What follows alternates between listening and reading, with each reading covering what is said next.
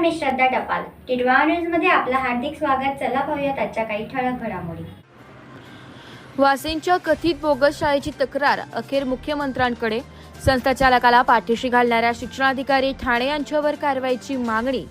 जिल्हा परिषद ठाण्याचे मुख्य शिक्षणाधिकारी तसेच शहापूर पंचायत समितीचे गट शिक्षणाधिकारी यांनी कोणत्याही प्रकारची दखल न घेतल्याने तसेच माहिती अधिकारात जिल्हा परिषद ठाणे यांच्याकडे संबंधित शाळेबाबत कोणतीही माहिती उपलब्ध नसल्याचं माहिती अधिकाऱ्याने लेखी स्वरूपात दिल्यानंतरही कारवाई का होत नाही असा गंभीर सवाल उपस्थित करण्यात आला आहे. याबाबत शिक्षण विभागाकडे वारंवार लेखी तक्रारी व अर्ज देऊनही अधिकारी कारवाई करण्यास बजावत नसल्याचा आरोप करत अन्याय अत्याचार निर्मूलन समितीचे ठाणे जिल्हाध्यक्ष अण्णा मोतीराम साळवे यांनी अखेर मुख्यमंत्री देवेंद्र फडणवीस, शालेय शिक्षण मंत्री दादाजी भुसे, शालेय शिक्षण सचिव, प्रधान सचिव व मुख्य सचिव यांच्याकडे निवेदन सादर करून संबंधित शाळांसह जबाबदार अधिकाऱ्यांवर कठोर कारवाईची मागणी केली आहे.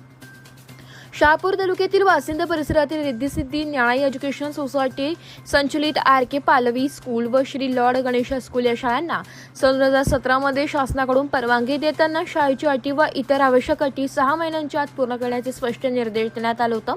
मात्र आजपर्यंत या अटींची पूर्तता न झाल्याचा आरोप करण्यात आला आहे.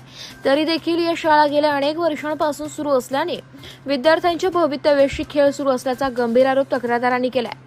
माहिती अधिकारातून प्राप्त कागदपत्रांमध्ये सातबारा उतारे, इमारतीचा भाडे करार, शिक्षकांची पात्रता, पायाभूत सुविधा, ऑडिट रिपोर्ट तसेच EWS प्रवेश प्रक्रियेमध्ये अनेक त्रुटी अशा संशयास्पद बाबी आढळल्याचा दावा करण्यात आला आहे.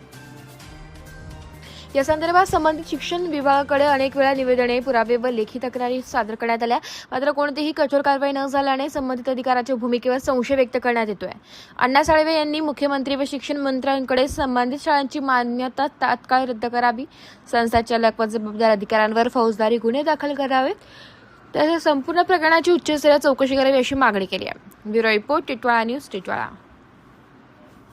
तर या होत्या आजच्या काही ठळक घडामोडी. उद्या पुन्हा भेटू याच ठिकाणी. धन्यवाद.